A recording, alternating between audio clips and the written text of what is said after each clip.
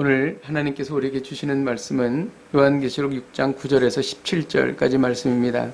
자, 여러분의 한 절씩 교독해서 읽도록 하겠습니다.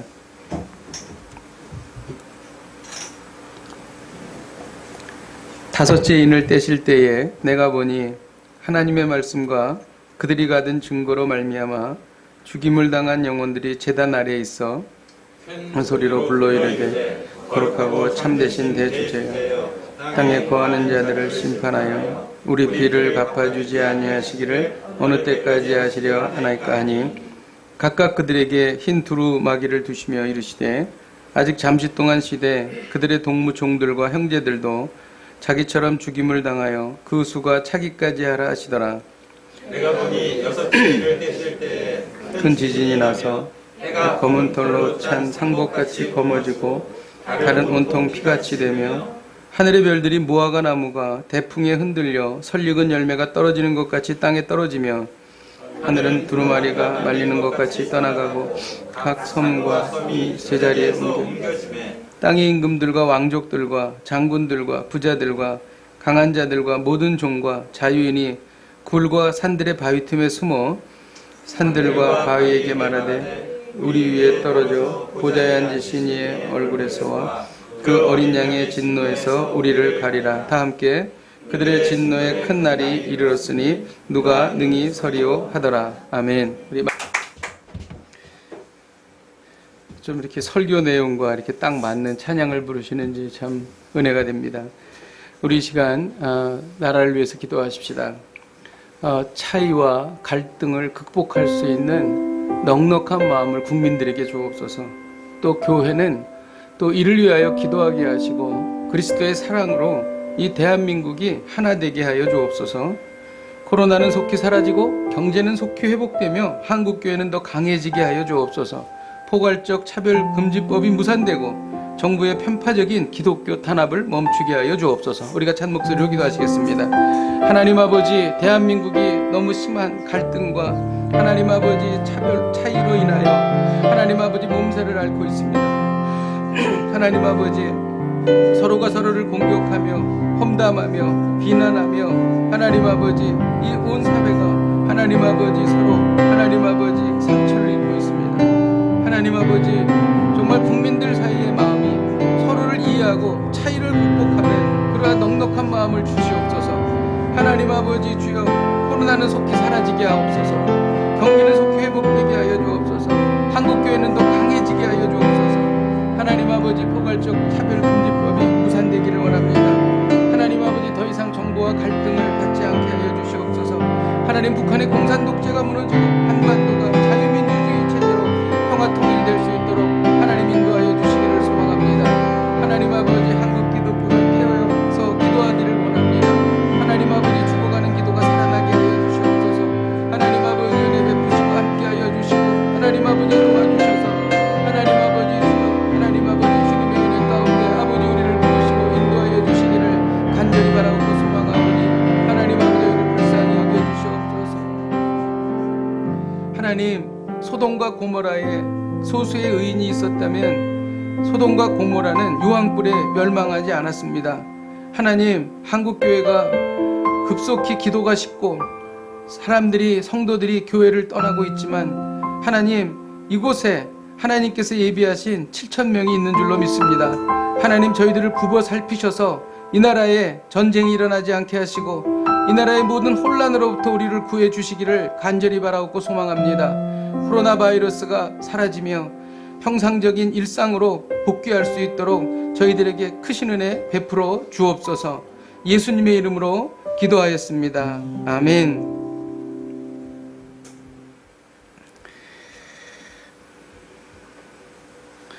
요한계시록은 말세에 일어날 상당 기간의 환란을 이렇게 말해주고 있는데 두 가지 큰 이 부분으로 말해줍니다.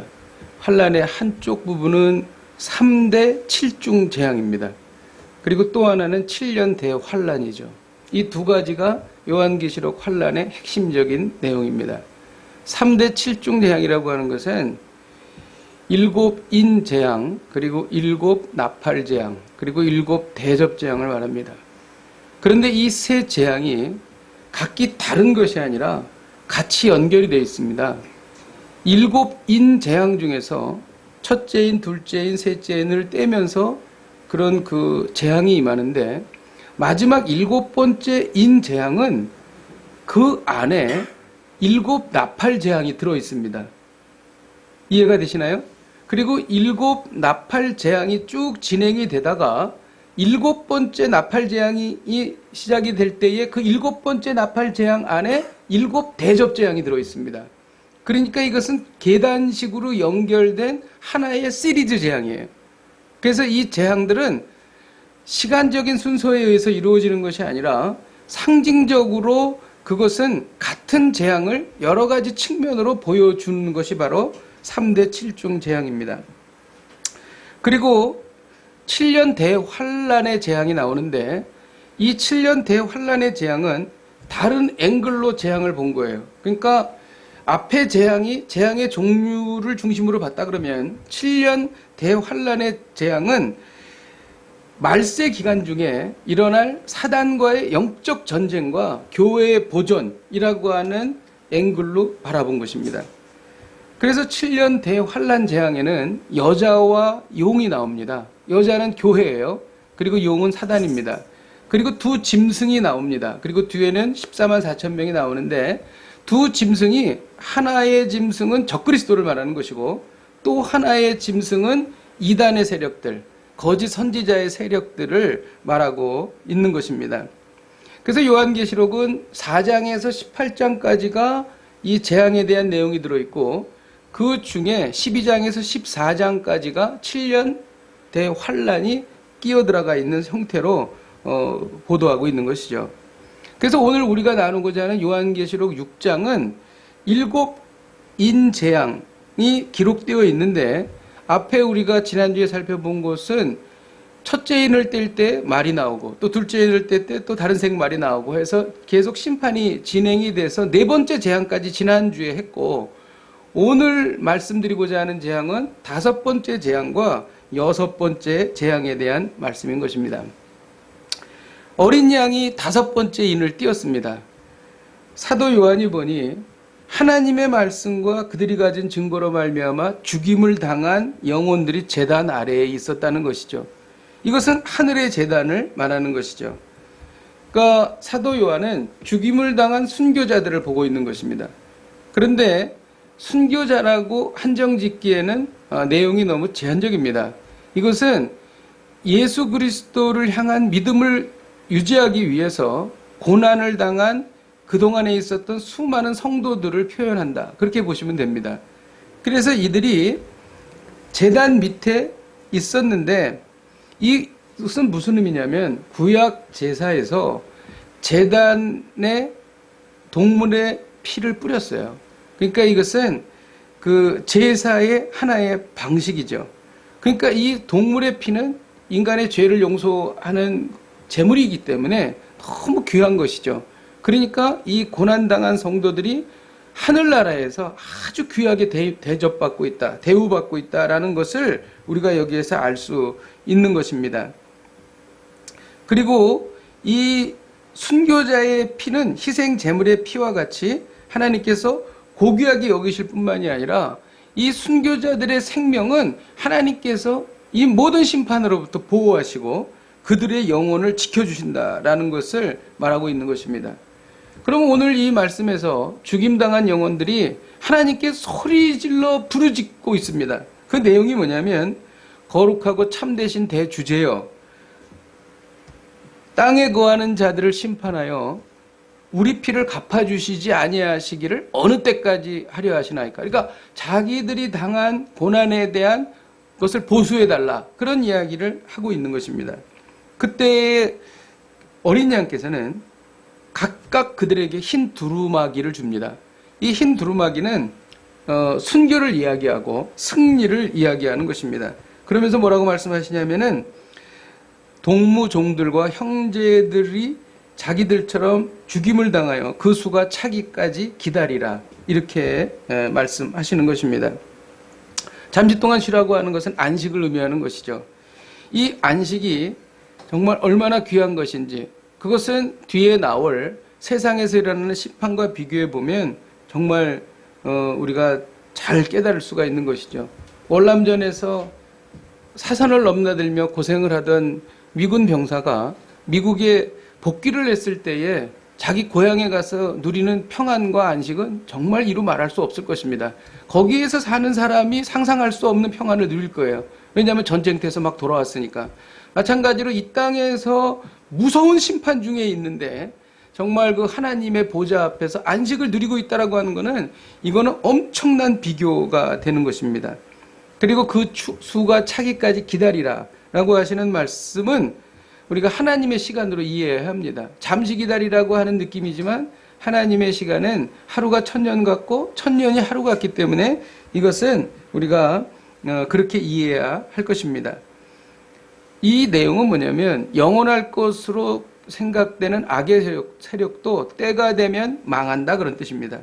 그리고 하나님의 나라가 완성되기까지는 하나님의 성도들은 억울함과 답답함이 완전히 풀리지 않는다. 우리가 믿음 생활하면서 억울하죠. 답답하죠. 그런 거 느끼시지 않습니까? 하나님의 때가 이르기까지는 그러한 것이 계속된다라는 것을 여기에서 말하는 것이죠. 이 다섯째 인을 떼시는 의미는 종말과 심판의 때를 살아가는 성도들을 위로하고 격려하는 것입니다. 우리가 그런 걱정하죠. 이 나라가 이렇게 되면 이거 큰일 나는 거 아니야? 정말 이렇게 해도 되는 거야? 뭐 여러 가지 생각을 많이 하죠. 하지만 아무리 북한이 핵무기를 갖는다 할지라도 이 온 우주를 다스리시고 이 대한민국을 통치하시고 역사를 이끌어 가시는 분은 이 땅에 있는 정치인이 아니라 저 천상에 있는 하늘 보좌라는 것이죠. 그것을 바라보면서 우리는 평안함을 누리는 것입니다. 요한계시록을 공부하면서 가장 그 큰 변화가 뭐냐면 한국에 돌아와서 이렇게 마음이 무겁고 아침마다 일어나면 나라와 민족을 위해서 기도해야 하고 또 마음이 굉장히 무거웠는데 이 요한계시록을 공부하니까 그게 사라지더라고요. 완전히 사라진 건 아닌데 많이 사라졌어요. 예.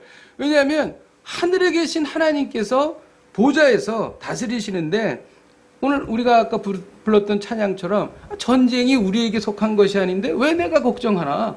우리는 기도하면 되지. 하나님이 행하시지. 이것이 바로 오늘 다섯 번째 심판을 통해서 그 하나님의 제단에 있는 그 사람들을 통해서 우리가 보고 있는 것입니다. 그러니까 하늘의 보호를 받고 있는 것이죠. 그러니까 고난 중에 있을 때에 이 땅만 바라보고 옆에 바라보고 땅 바라보면 힘들어요. 고통스럽습니다. 그런데 눈을 들어서 하늘을 바라보면 평안을 얻을 수 있다는 것이죠. 어느 정도까지 이 평안이 강력하냐 하면은 스데반이 돌에 맞아 죽을 때에 하늘을 바라보면서 천사의 얼굴이 되었다. 이렇게 성경에 기록되어 있어요. 이것은 고난 중에 우리가 이것을 능히 감당할 수 있게 하신다는 거예요. 어떻게? 하늘을 바라볼 때. 중국에서 추방당할 때 얼마나 정말 지금 생각해보면 정말 끔찍해요. 그런데도 하나도 두렵지 않더라고요. 그래서 이제 어제도 그런 생각을 했는데 이거는 정말 우리가 이 종말과 심판의 때를 견딜 수 있는 힘과 능력을 주님이 주시는구나. 어려움이 딱 닥쳤을 때 하나님이 보호하시면 두렵지 않구나. 그런 확신이 생기는 것이죠. 자, 이제는 여섯 번째 인을 이제 어린 양이 띠십니다. 이제는 이거는 아주 큰 심판이 일어나죠. 큰 지진이 일어나고 해가 검은 털로 짠 상복같이 검어집니다. 그리고 달이 핏빛이 돼버리는 것이죠. 하늘의 별들이 설익은 열매가 떨어지듯이 우수수 떨어집니다. 그리고 하늘은 두루마리가 말리는 것 같이 떠나가고 산과 섬들은 제자리에서 움직입니다. 큰 지진만큼 인간에게 공포를 주는 것은 없을 것입니다. 저는 사실 이런 지진을 그렇게 겪어보지는 않았습니다. 그런데 이것을 겪어본 사람들의 말을 들어보면 진짜 땅이 수직으로 수평으로 움직일 때 진짜 그 공포감이 이루 말할 수 없다고 이야기를 하더라고요. 그런데 그런 지진과 비교할 수 없는 지진이죠. 이 마지막 때의 지진은. 숫자로 따지면 8이나 9나 거의 10에 가까운 그런 지진이 일어나겠죠. 삼배라고 하는 것은 고대 이스라엘 사람들이 장례식을 할 때에 입었던 옷이에요. 그런데 이 삼배, 이 옷을 뭘로 만들었냐면은 그 검은색 염소 털로 만들었어요. 그래가지고 그것을 이 하늘이 이러한 그 검은색 염소 털처럼 검게 변한다. 그런 얘기입니다. 설익은 열매는 당시에 겨울 전에 나는 무화과가 있는데 바람만 불어도 그냥 이렇게 떨어진대요. 우수수. 그렇듯이 하늘에서 별이 떨어지는 것이죠. 영화 중에 유성이 지구로 떨어지는 영화가 있잖아요. 그런 거 보면 얼마나 무섭습니까? 이런 것이 하나가 떨어지는 것이 아니라 수없이 지구상으로 내려온다는 것이죠. 하늘의 두루마리가 말리는 것 같이 떠나간다는 것은 원어로 보게 되면은 옛날에는 그 책을 파피루스로 이렇게 만들었잖아요. 두루마리로.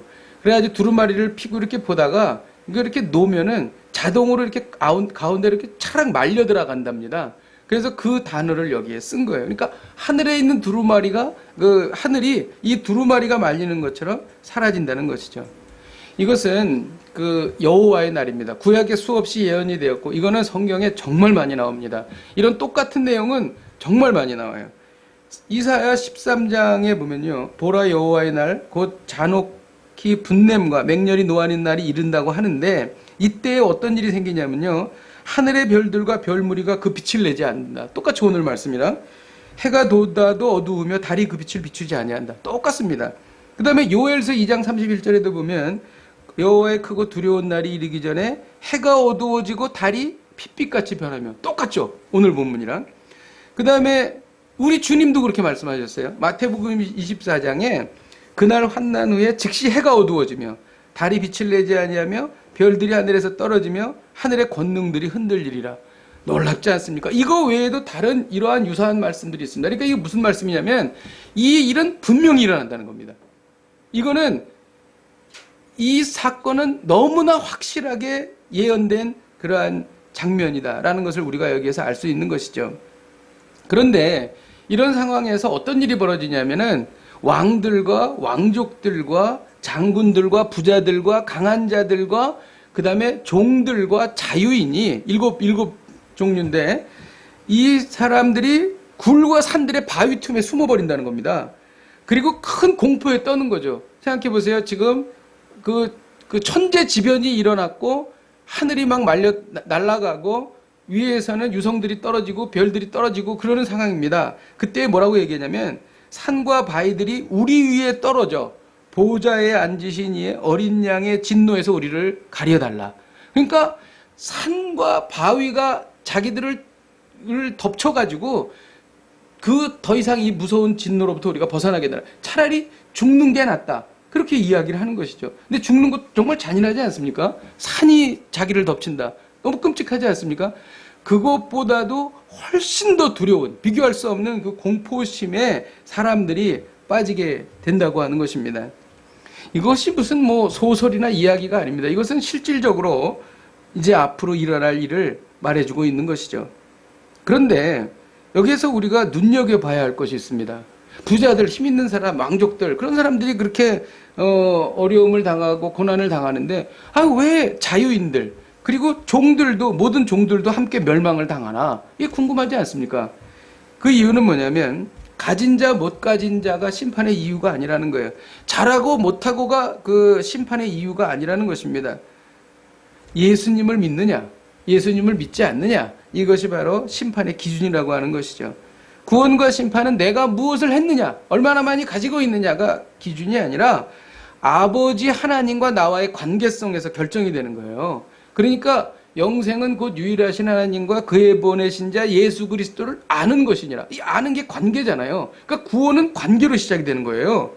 그래서 죄를 짓지 않는 것도 이게 죄를 지면은 이거 심판을 받고 죄이기 때문에 내가 죄를 짓지 말아야지 이렇게 생각하는 것이 아니라 정말 제대로 된 신앙을 가진 사람은 내가 죄를 지으면 하나님께서 싫어하시는구나. 하나님께서 속상해 하시는구나. 그래서 난 죄를 짓을 수가 없어. 이렇게 관계 속에서 죄를 피해가는 것. 이게 바로 바른 신앙인이고 예수님을 닮는 인격, 성품이다. 이렇게 우리가 알 수 있는 것이죠. 그러므로 이 무서운 종말과 심판에 우리를 건지시는 분은 오직 어린 양 예수 그리스도라는 것이죠. 제자들이 갈릴리 바닷가에서 태풍이 불어서 바닷물이 그 배를 막 이렇게 덮치고 완전히 빠지기 직전, 거의 뭐 정신을 잃어버릴 정도였잖아요. 그때에 예수님이 일어나시자 파도와 바람이 잔잔해졌습니다. 우리가 인생에서 만나는 이러한 그 풍랑 속에서 우리 주님께서 오시면 이 풍랑은 잔잔하게 변하는 것입니다. 그리고 7 귀신 들린 막달라 마리아는 몸과 마음이 다 파괴됐죠.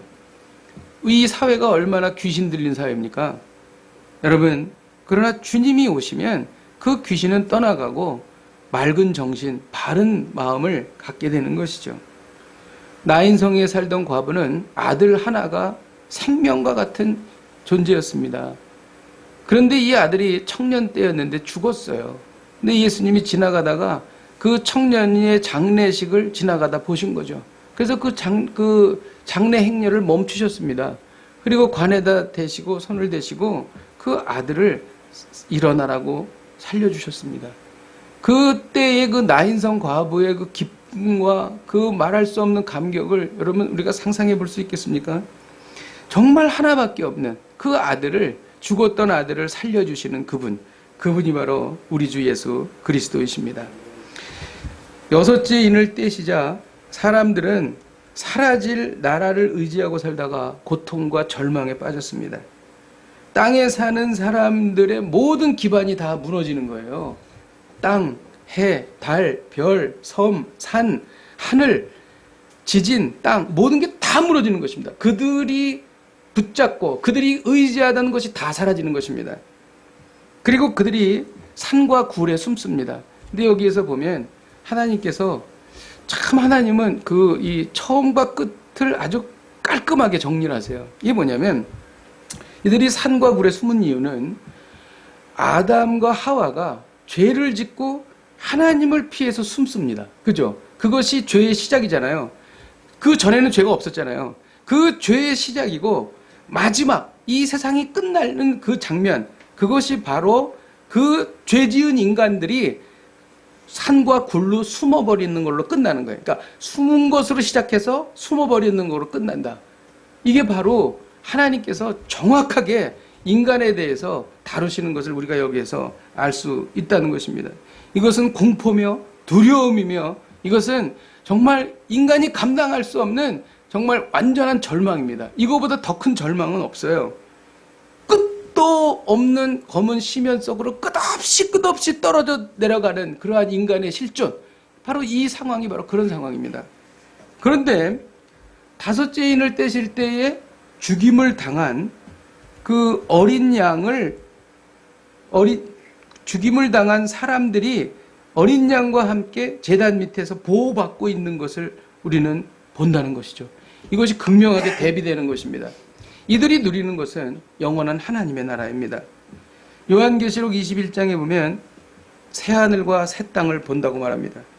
처음 땅은 없어졌고 바다도 다시 없습니다. 거룩한 성 새 예루살렘이 내려오는데 신부가 신랑을 위하여 단장한 것 같더라. 얼마나 깨끗하고 순결하고 그리고 준비가 잘 되어 있고 그리고 아름다운지 한번 생각해 보십시오. 그것이 우리가 살 영원한 하나님의 나라라고 하는 것이죠. 인간의 언어로 표현할 수가 없어요. 이것은 사도 바울도 셋째 하늘에 갔다가 가히 이르지 못할 말이었더라 이렇게 말합니다. 그래서 요즘에 무슨 그 천국 갔다 왔다 그리고 막 얘기하고 그러는 거 보면 저는 그거 믿을 수 없습니다. 왜냐하면 사도 바울도 그것에 대해서 가히 이르지 못할 말이었더라 이렇게 말하고 있어요. 그래서 우리가 표현할 수 있는 최대한의 표현은 신부가 신랑을 위하여 단장한 것 같은 그 아름다운 나라를 우리는 경험한다는 것이죠. 그리고 하나님께서 말씀하시는 거예요. 하나님의 장막이 사람들과 함께 있다. 그리고 너희는 나의 백성이 될 것이다. 눈의 눈물을 닦아주시고 다시는 눈물이 없고 사망이 없습니다. 우리가 사랑하는 사람이 세상을 떠난다면 얼마나 고통스럽겠습니까? 그 사망이 없어요. 애통하는 것도 없습니다. 곡하는 것도 없습니다. 아픈 것도 다시 없습니다. 처음 것들은 다 지나가게 되는 것이죠. 이 상황과 앞에 심판의 상황을 한번 극명하게 대비해 보십시오. 지금 오늘 이 5째 심판과 6째 인심판은 이것을 대비하고 있는 것입니다. 죽임당한 영혼들이 영원한 하나님의 나라에서 안식을 누리며 그러나 세상에서 세상을 의지하던 사람들은 여호와의 날을 맞이하고 있는 것입니다. 여러분, 이 두 가지의 심판을 통해서 우리에게 주시는 말씀이 뭡니까? 사라질 이 땅이 아닌 영원한 나라를 붙잡으라는 것입니다. 한경직 목사님은 돌아가셨을 때에 자신의 이름으로 된 은행 통장 한 개가 없었다고 합니다. 서서평은 전라도 광주에서 고아와 과부들을 위해 사역하다가 영양실조로 순교한 독일계 미국인이에요. 미국 선교사예요. 서서평이 순교했을 때 그가 가지고 있던 것은요, 지저분한 담요 반쪽과 동전 몇 개, 엽전 몇 개입니다. 이분들은 사라질 나라에 살면서 영원한 나라를 너무나 선명하게 보았다는 것이죠. 영원한 나라를 위해서 전력 투구했고 그 결과 사라질 나라에 있는 것들에 대한 미련이 전혀 없었을 것입니다. 저도 이제 나이가 좀 들었어요. 연세 드신 분들에게는 죄송스럽지만 지나간 20년이 너무 빨리 지나갔더라고요. 하나님께서 건강 주시면 한 20년 살까요? 좀 더 살 수도 있을지도 모르겠죠. 아니면 그 전에 떠날 수도 있겠죠. 금방이라는 거죠. 하용조 목사님은 64세에 돌아가셨어요. 그러면 제 나이로 따지면 하용조 목사님 같이 제가 산다 그러면 한 4년 뒤에 저는 이 세상을 떠나는 거가 되는 거죠. 물론 그거야 순서가 없는 거죠. 그러니까 이게 제가 왜 이런 말씀을 드리냐면 굉장히 빠르다는 겁니다.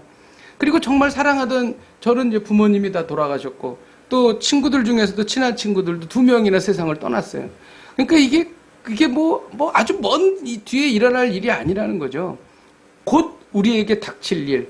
그리고 그 영혼의 세계와 우리가 사는 세계는 너무 비교할 수 없을 만큼 지금 이 땅은 짧다는 것입니다. 그런데 이 땅에 없어질 사라질 것을 위해서 정말 죽기 살기로 살아가고 울었다 웃었다 싸우고 뺏고 정말 온갖 정말 일들을 다 저지르지 않느냐는 것이죠. 이것은 정말 미련한 것이라는 것입니다. 오늘 이 말씀을 통해서 비교하라는 것이죠.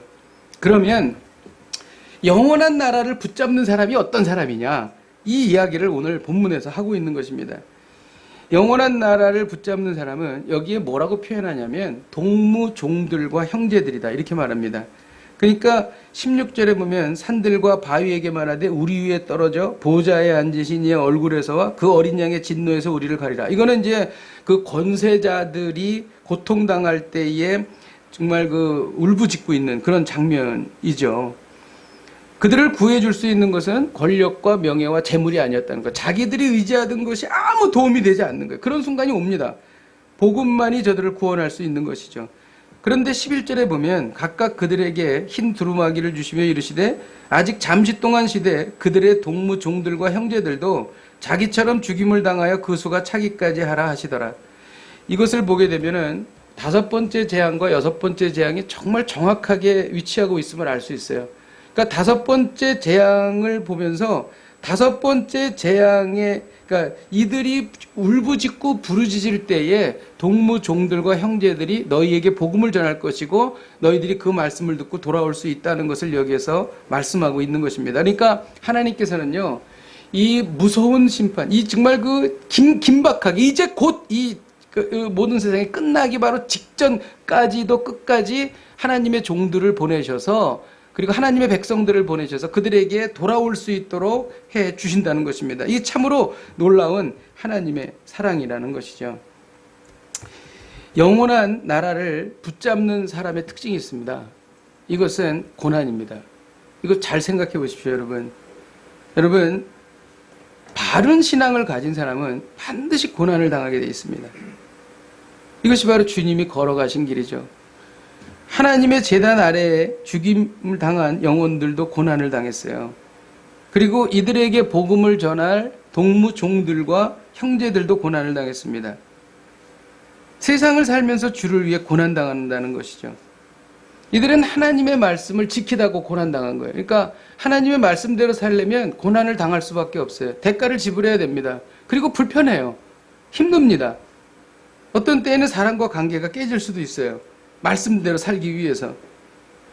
정직하게 살려고 그래도 마찬가지죠. 거룩하게 살려고 그러면 소외당하죠. 왕따 당하죠. 그리고 비난받게 됩니다. 전도하려고 그러면 정말 저도 길거리에 다니면서 작년에 많이 전도하고 막 그랬는데 이상하게 봐요. 사람들이. 그 표정과 눈빛이 얼마나 싸늘한지 섬찟합니다. 가슴에 비수를 찌르는 듯해요. 특히 그 젊은 여자분들이 특히 그렇더라고요. 예. 많이 상처받았습니다. 예. 그들이 가진 증거는 십자가였어요. 예수님은 누구든지 나를 따라오려거든 자기를 부인하고 자기 십자가를 지고 나를 따르라고 하셨습니다. 어떤 분은 자녀가 십자가일 수 있고, 어떤 분은 부모님이 십자가일 수도 있고, 어떤 분은 남편이 십자가일 수도 있고, 어떤 분은 육신의 질병이 십자가일 수도 있습니다. 십자가는 절대로 십자가로 끝나지 않죠. 부활을 동반합니다. 여기에 놀라운 역사가 일어나는 것이죠. 주를 위해 당하는 십자가는 반드시 주님께서 부활시켜 주십니다.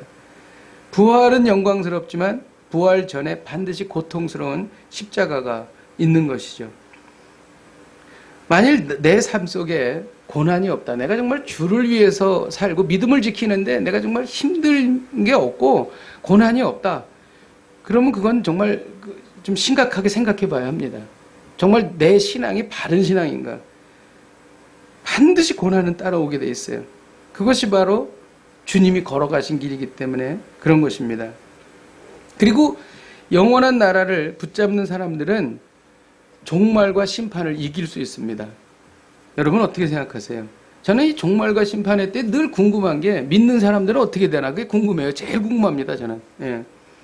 아까 그 6번째 인을 뗄 때 그런 그 심판 중에 믿는 사람들은 과연 어떻게 될까? 코로나 바이러스 때 믿는 사람은 또 어떻게 될까? 물론 뭐 걸리겠죠. 근데 이것에 대해서 정말 성경에 하나님께서 우리에게 수없이 말씀해 주셨더라고요. 진짜 그 중에 몇 개만 제가 말씀을 드리면, 자, 믿는 사람들 종말과 심판의 때 죽임을 당한답니다. 성경에 그렇게 말해요. 그러나 하나님께서 영원한 나라를 붙잡은 성도들을 보호해 주신다고 말합니다. 누가복음 우리 21장 17절에서 19절 같이 한번 읽겠습니다. 시작. 너희가 내 이름으로 말미암아 모든 사람에게 미움을 받을 것이나 너희가 머리털 하나도 상하지 아니하리라. 너희의 인내로 너희 영혼을 얻으리라. 자, 그럼 머리털 하나도 상하지 않으니까 뭐 우리는 뭐 다치지도 않고 고통당하지 않나? 아니요. 다칩니다. 고통당합니다. 심지어 죽습니다. 그런데 뭡니까? 마지막에 보면 너희 영혼을 얻으리라. 이것은 우리의 영혼을 온전하게 지켜주신다는 것입니다. 우리의 믿음과 신앙, 우리의 구원이 전혀 손상당하지 않도록 완벽하게 지켜주신다. 이것이 바로 하나님의 약속입니다. 영혼을 지켜주시면 마지막 나팔 소리와 함께 영혼이 썩지 않을 육신으로 변하는 것이죠. 그리고 또 하나님이 이런 약속하십니다. 하나님의 백성들에게, 그러니까 고난당하는 하나님의 백성들에게 이 심판의 날을 감해 주신다고 말씀하십니다.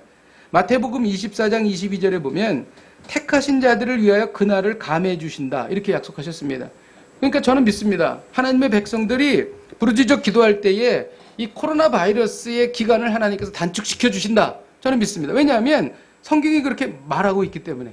성경의 근거에서 우리가 기도하고 하면 하나님께서 우리에게 그날을 허락해 주실 줄로 믿습니다. 그리고 또 하나님께서 이런 약속을 하셨어요. 하나님께서는 영원한 나라를 붙잡은 자들에게 특별히 심판을 피하게 해주신다. 야, 이게 제일 좋더라고요, 저는.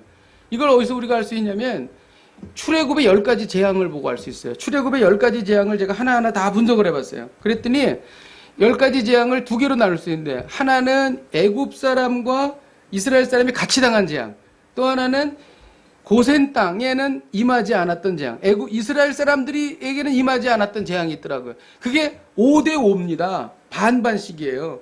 그래가지고 이 파리 재앙, 이스라엘 사람 당하지 않았습니다. 우박 재앙도 안 당했고요. 그 다음에 가축 재앙, 우박 재앙도 안 당했고요. 그 다음에 흑암 재앙, 그리고 마지막에 장자의 재앙. 제일 하이라이트잖아요. 장자의 재앙. 여기를 하나님께서 이것으로부터 피하게 해주셨죠. 왜냐하면 어린 양의 피를 문설주의 인방과 설주에 발랐기 때문에 그런 것이죠. 그러니까 하나님께서는 특별히 어떤 부분에 대해서는 믿는 자들을 피하게 해주신다는 거죠. 보호해 주신다는 것이죠. 얼마나 참 감사한지 모르겠습니다. 그래서 결과가 뭐냐면 이 종말과 심판의 때 세상이 점점 더 어려워지겠죠. 뭐 코로나만 나오겠어요. 정말 그 치명률이 막 그 사망률이 막 50% 이상 되는 그런 질병도 나오겠죠. 자, 그러면 이때 하나님께서 우리가 어떻게 지키게 해주시냐? 고린도전서 10장 13절을 같이 한번 읽겠습니다. 시작. 사람이 감당할 시험밖에는 너희가 당한 것이 없나니 오직 하나님을 믿고사 너희가 감당치 못할 시험당함을 허락지 아니하시고 시험당할 즈음에 또한 피할 길을 내사 너희로 능히 감당하게 하시느니라. 아멘. 우리가 감당할 수 있습니다. 여러분, 우리가 북한의 핵을 감당할 수 있습니다. 그리고 우리가 이 어려운 시기들을 다 감당할 수 있습니다. 왜냐하면 하나님께서 감당치 못할 시험을 허락하지 아니하시고 시험당할 즈음에 또한 피할 길을 내서 우리로 능히 감당하게 하시기 때문이죠. 그리고 욥기에 약속하셨어요. 환난과 연단 뒤에 정금이 된다고 그랬습니다. 여러분, 이 지난주에도 말씀드렸지만 우리 하나님의 백성들은 이 어려운 시간을 통해서 우리는 정금이 될 것입니다. 그리고 이 모든 환난을 이길 수 있는 힘과 용기를 우리에게 허락해 주실 거예요. 물론 긴장되고 힘들고 피곤합니다. 하지만 다 감당할 수 있습니다. 그리고 우리가 감당할 수 없을 때는 하나님의 강권적인 능력으로 우리로 하여금 이것을 감당하게 해 주신다는 것이죠. 그러니까 그런 거죠. 영원한 나라를 붙잡은 사람들은 고난을 당하지만 그 고난을 통해서 강해지며 그 고난을 이길 힘을 주신다. 이게 바로 하나님께서 우리에게 약속하시는 것이죠. 한번 해볼 만하지 않습니까? 저는 그렇게 생각합니다. 여러분, 아멘 한번 해주세요. 아멘. 예. 말씀을 준비하면서 주신 깨달음이 있습니다. 다섯째 인은 다른 6개의 인과 그 성격이 전혀 다릅니다. 다른 인들은 말이 등장하면서 무서운 심판이 임했어요. 근데 다섯째 인은 심판이 없어요. 땅에서 순교한 사람들의 이야기만 나옵니다. 근데 왜 이게 심판인가? 땅에 순교한 사람들이 자신들을 핍박했던 자들에 대한 심판을 요구하고 있는 거예요. 이때 어린 양 예수님은 흰 두루마기를 주시며 순교자들의 수가 차기까지 기다리라고 말씀하셨습니다. 심판과 연기, 심판의 보류예요. 다섯째 인은. 그러니까 다섯째 인은 심판같이 안 보입니다. 우리가 보기에는. 그런데 아니라는 거죠. 본문을 자세히 보면 어린 양이 결코 무죄한 피를 흘린 자들을 심판하지 않겠다는 말씀이 아니라 오히려 그 속에 더 무서운 심판을 하시겠다는 메시지가 들어있는 거예요. 왜냐하면 순교자의 수가 찰 때까지 가장 엄중한 별로 그 책임을 물으신다는 것이죠. 사람들 사이에도 그렇잖아요. 그래, 너 한번 해봐. 그래, 지금 내가 반응하지 않지. 그래, 또 해봐. 그러면서 막 그 분노가 자라지 않습니까? 이 하나님의 진노가 채워지고 있는 상황이라는 거죠. 그러니까 더 무서운 거죠. 세상 사람들은 죄를 저질러 놓고 아무 일도 일어나지 않으면 아무 문제가 없다고 생각해요. 그래서 죄를 짓고 회개하고 반성하지 않아요. 죄를 짓고 덮고 숨기기에 급합니다. 이런 죄를 졌는데 아무 일도 일어나지 않네. 괜찮네. 하나님의 말씀대로 살지 않아도 직장도 멀쩡해요. 교통사고도 나지 않습니다. 몸도 아프지 않고 건강합니다. 주일 예배도 가끔 빼먹고 경건생활 게을리해도 아무 일도 일어나지 않아요. 그렇다면 괜찮은 것일까요? 이 시간은 하나님께서 참아주시며 우리에 대해서 매우 안타까워하시는 시간이라는 거죠. 하나님의 심판의 때를 기다리시는 그러한 그 심판의 시간이라는 거예요. 이것은요, 대단히 무섭고 파괴적인 폭풍이 일어나기 전에 고요함이죠. 이건 정말 두려운 것입니다. 로마서 2장 5절에 심판이 나타나는 그날에 임할 진노를 쌓는다, 이렇게 말하고 있습니다. 여러분, 하나님의 심판이 일단 시작되면 돌이킬 수 없습니다. 그러므로 죄를 짓고도 아무 일이 없다는 것은 어떻게 보면 더 무서운 심판이에요. 이로 인해 죄가 쌓이고 쌓여서 더 끔찍한 일이 일어나기 때문입니다. 성경이 그렇게 말하고 있어요. 그러므로 죄를 짓고도 아무 일이 없을 때 더 두려워하고 빨리 회개해야 합니다. 그렇게 하지 않으면 돌이킬 수 없는 일을 경험하게 되는 것이죠. 이것이 바로 다섯째 인을 떼실 때 심판을 연기하고 보류하신 이유입니다. 오늘 하나님은 우리에게 말씀하십니다. 사라질 이 땅이 아닌 영원한 나라를 붙잡아라. 사라질 이 땅이 아닌 영원한 나라를 붙잡아라. 아무나 붙잡는 게 아닙니다. 분명한 그리스도의 흔적이 우리의 삶 가운데 있다는 것이죠. 이를 위해 말씀을 붙잡고 고난을 감수하십시다. 십자가를 붙잡고 고난을 감수하십시다. 우리 함께 찬양하고 기도하겠습니다. 예수 하나님의 공의, 우리 같이 찬양하시죠.